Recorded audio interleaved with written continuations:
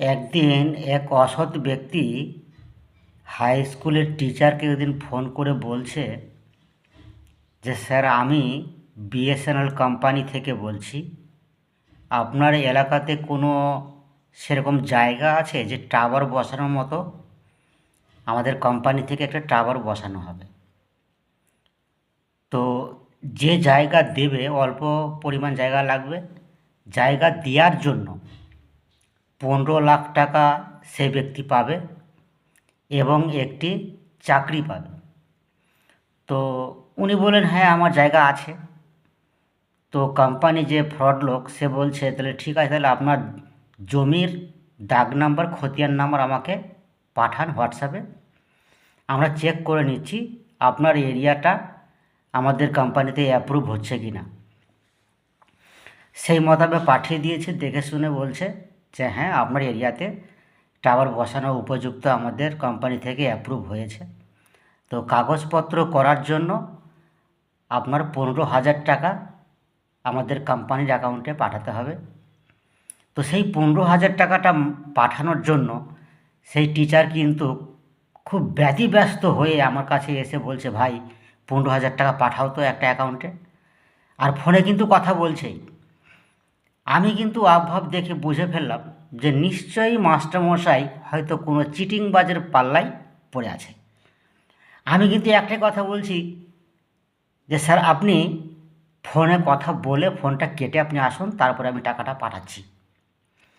তো কিছুক্ষণ পরে এসে ফোনে কথা বলে এসে বললো যে হ্যাঁ ফোনটা কেটে দিয়েছি। তারপরে ওনাকে বললাম, দেখুন স্যার এরকম অনেক ফ্রড চক্র চলছে, আপনি মনে হচ্ছে যে কোনো চক্রান্তে আপনি পড়েছেন, যে আপনি যদি খুলে আমাকে বলেন তাহলে কিন্তু আমি আপনাকে পরামর্শ দেব।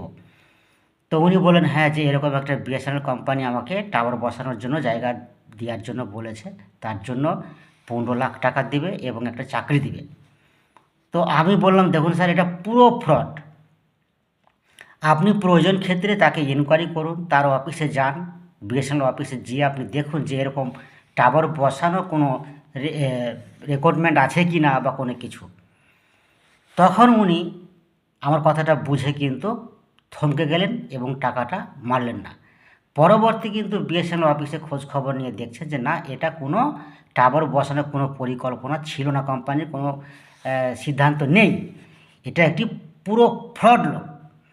তো সেই ফ্রড লোক থেকে হিসাব মতো কিন্তু আমি 15,000 টাকা সেই মাস্টারমশাইয়ের বাঁচিয়ে দিলাম। পরে কিন্তু উনি এসে আমার কাছে স্বীকার করেছেন যে ঠিক আছে ভাই, তুমি কিন্তু আমাকে ফ্রড লোকের কাছ থেকে আমাকে বাঁচিয়েছো।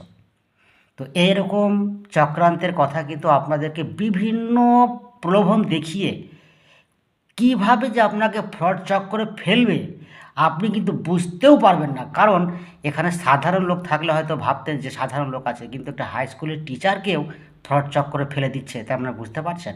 তাই বন্ধু আপনাদেরকে খুবই সতর্কভাবে চলতে হবে। এখন ফ্রড কিন্তু খুবই হচ্ছে, বিভিন্ন রকমের ফ্রড। আমি আপনাকে কি বলবো, এত রকমের যে ফ্রড হচ্ছে আমার জানা ছিল না।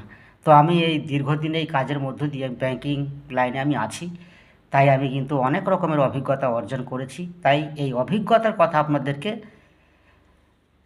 বলতে আসলাম।